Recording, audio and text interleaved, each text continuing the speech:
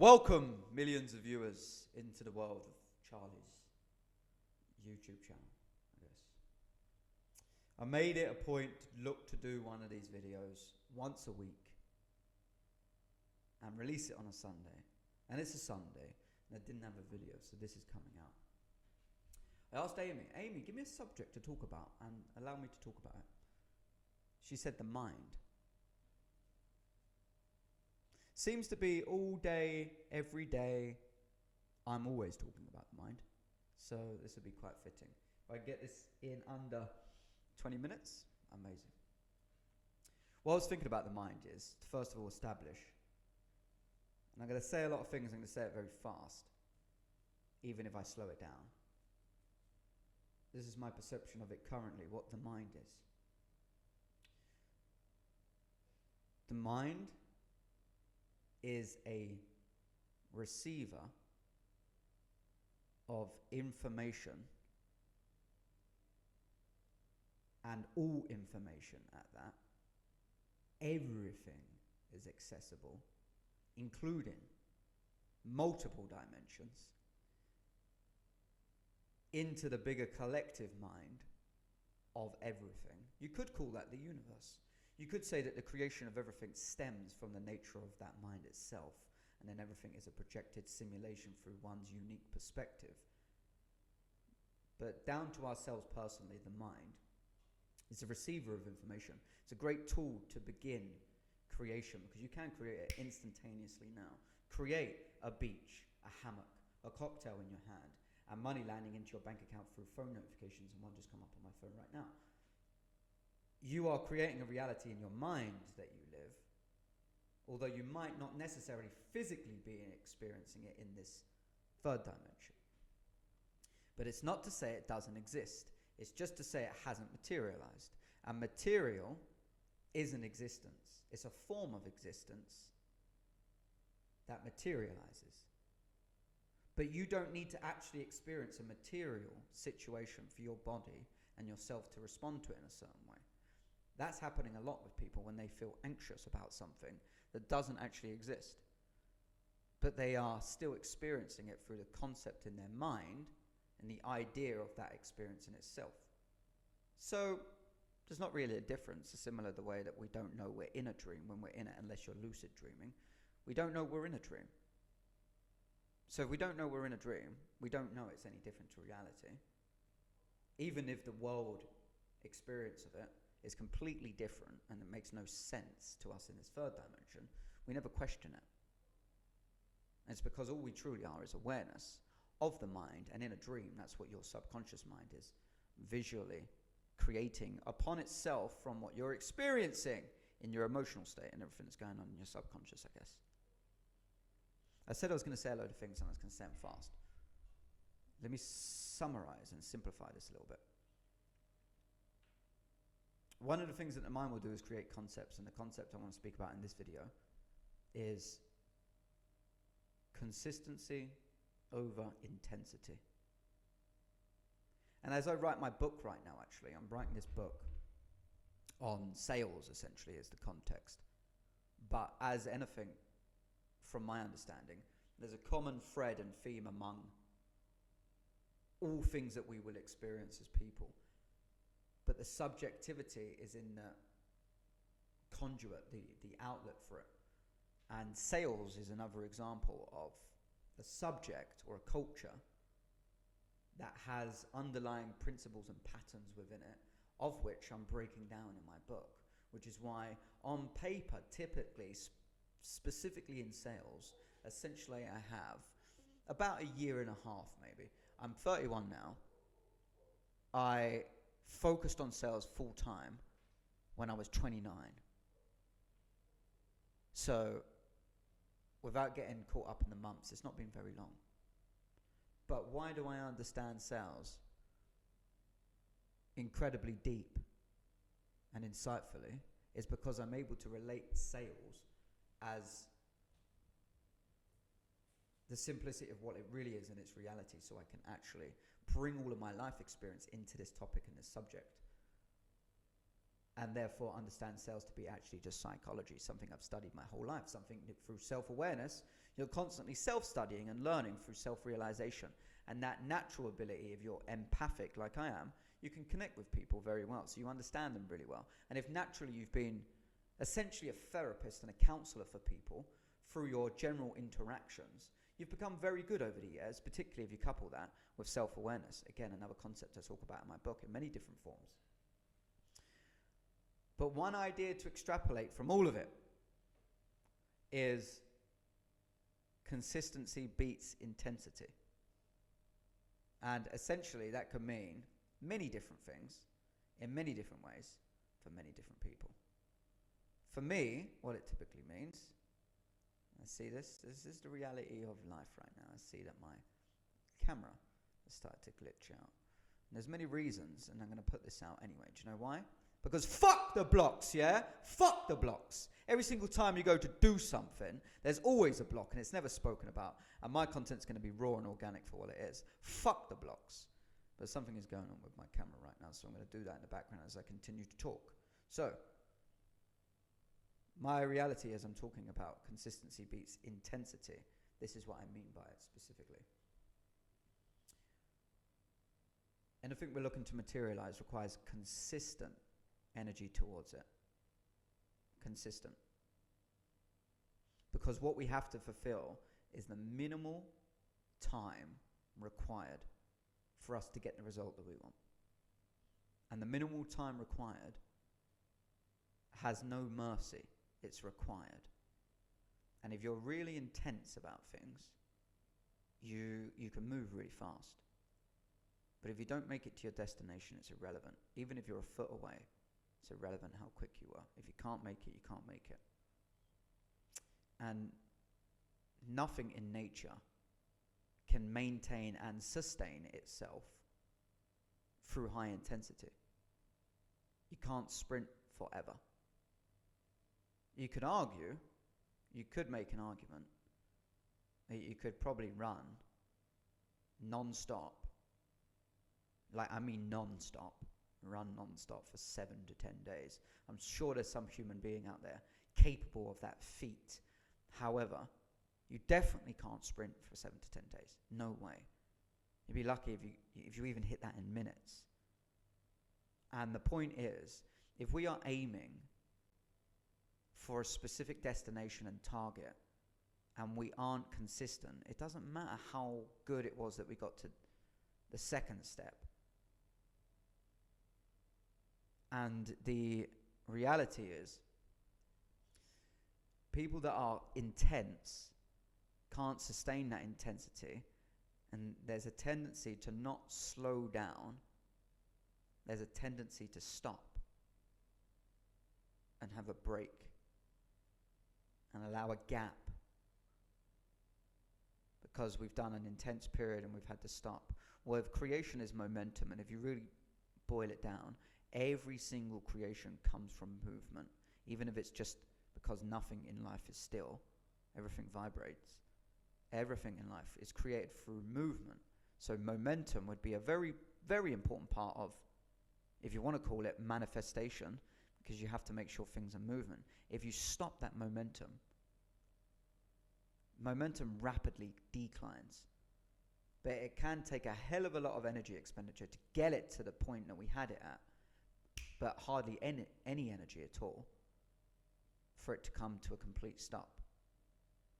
And if I add a context in here, if you look at people that really set a New Year's resolution since this thing for the time, for them to be like, I'm going to do this and go in very intense, and they set all this big expectation, rather than keeping it fucking casual and accepting that you can't continue to make the same behavior and actionable decisions you've been doing for the result that you're in, and you just keep it casual and slow and consistent. If you see January the 1st as the start of a new year, by the time you get to the next one, you'd likely actually have reached your destination. You would likely have actually achieved the results that you were looking for, because it requires time. But if you're really intense and it looks good for 3 or 4 weeks, and maybe you make it to week 6, it's irrelevant if you don't get there at the end and you're in the same place. Consistency beats intensity for the most part when it comes to creation. If you are in a fight, for example, you might definitely win through intensity. Definitely. But in the short microcosm of a fight, and let's imagine that we're not there and we're talking about general life, staying consistent is everything. I'm speaking a lot, but simultaneously I'm putting this fucking probably shitty video. I don't know if my sound's going to have issues afterwards. I don't know. But at this stage I don't give a fuck, because I've got to stay consistent. And I've got to make sure something's going out every single Sunday on YouTube and continue to build up what I'm doing for marketing, because marketing is essentially an umbilical cord for cash. And if I'm not always putting out marketing, then I best not fucking be ever complaining or thinking, why am I not making enough fucking cash? I could think about it in many different ways of working for other people's company. It requires me not to market anything, but I don't want to do that. I want to build an empire and scale a skyscraper so I can actually earn internally everything and control everything, essentially, transparently. Control, power, direction, leadership, money, and fucking wherever I want to direct that towards, actually. So this is a testament of consistency. And I'll close with this, is conceptualized. Either maybe me speaking it triggers a light bulb, and the light bulb goes off, and you feel, that sounds so real, actually. Every time if I think I've been very intense, I haven't typically stuck to it. Have I ever stayed consistent at anything? And if I have, what are the results? I might give consistency a go. And a few tangibles of this. Never go past 80% of your energy level in a day. Meaning, you've got 100% energy. Let's just keep it simple. You've got 100% energy from the moment that you wake up. We're talking about waking hours. And your energy is going to go down until you get to 0, and let's say that's the moment you fall asleep. Well, it makes sense, if you want to be consistent rather than intense, that you maintain a solid structure, that you never work past 80%, because you save the extra 20% of your energy for that day before you sleep. Prioritizing relaxation, recuperation, whatever that is, insert whatever that behavior or that action will be. You'll be in this situation where you're like, I can't go to bed absolutely exhausted and knackered every night. What I have to learn to do is stay consistent. And to stay consistent, it might make sense that I give myself a buffer. When we drive across the land of Europe, we tend to have a rule that we never let the fuel gauge go below 1/4. The reason we do that is so we can stay consistent in our experience of the drive by not being stressed that we may ever run out of fuel. If we happen to be on a 400-mile road and there's not a fucking gas station for 100 miles, well, it'd be very, very bad to only top up when the light goes red. So for our peace of mind and for our momentum and the experience of our journey, we never go below what would be 25%. So we always top up and take opportunities to top up, and it creates a smoother journey. Imagine every single day, you hit 80%, you go, right. For what requires a lot of my conscious effort and activity, I'm done for the day. I'm going to finish my tasks here. And then you save that 20% to do whatever you would like to do to wind down. And truly wind down. So you can consistently do that throughout a week. And then you could stack those weeks. By the time you got on to the end of the year, you would be in a vastly different situation.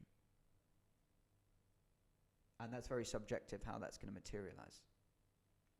But consistency beats intensity is a strong mantra. I'm going to continue into, I'm going to add this reference point. We're not experiencing a new year on January the 1st. We're experiencing the restart of a calendar that's been sold to the masses. That's what we're really experiencing. Because my general question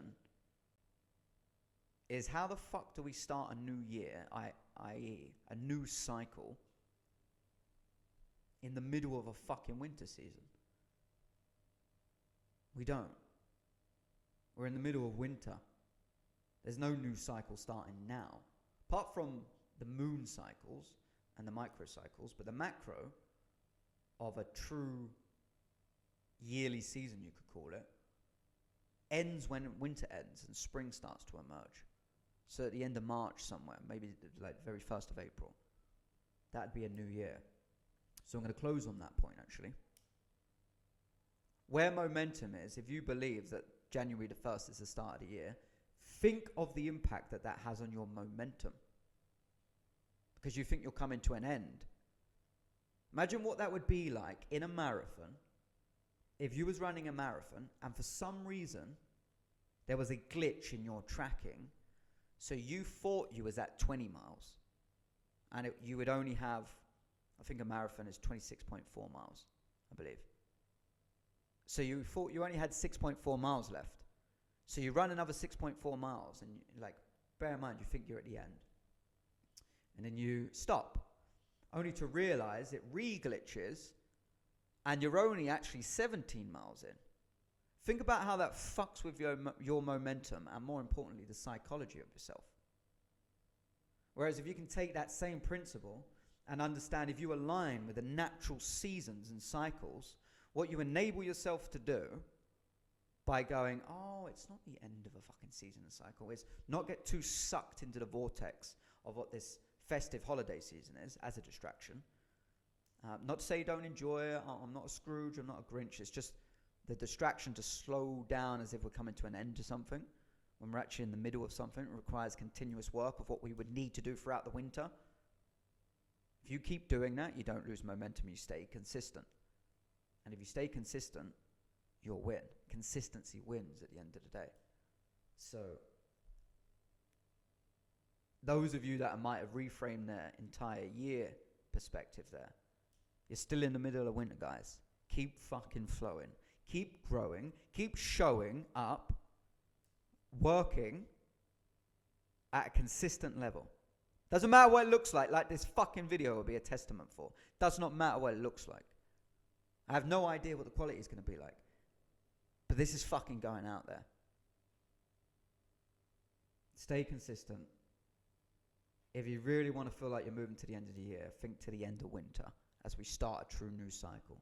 And give yourself that perspective and maybe even potentially grace to know you might not have achieved everything you wanted to achieve in the fucking year that you set out to achieve, because the year hasn't fucking ended. That could be another psychological fuck. I'm fucking passionate when I speak. When you're passionate like I am, I guess you swear a lot. Coming up to 20 minutes, this has been great. I appreciate Amy for the subject and the ability to take a word such as mind and riff a video on it. Stay tuned. I'm going to keep these videos coming once a week, and I'm doing a lot, and I am not slowing down. I'm going to stay consistent and focused, otherwise I won't be practicing what I preach. And what I'm doing right now is ensuring that anyone that works with me is doubling their investment at least through a 90-day focus of what we're going to help to change your life. If you are interested in the physical experience of how much wisdom can actually be downloaded when you expand more time physically, then you should look at wisdomculture.life and see what we're doing with retreats. And in general, I mentioned the book in this video, I'm sure I did. The book that I'm releasing is going to be done before Wednesday. It's not going to be finished, as in like, it's fucking, there you go, it can be sold. But I'm going to get the majority of all the words out and everything that needs to be done as the bulk skeleton by Wednesday. That will be January the 1st. And I'm going to do that, and that's something I had to hold myself accountable for this year. And that's going to be done. So if you're also interested in that, comment in this video. Find a way of connecting with me and let me know. and I'll send you a copy to read. Other than that, get the fuck out of Dodge.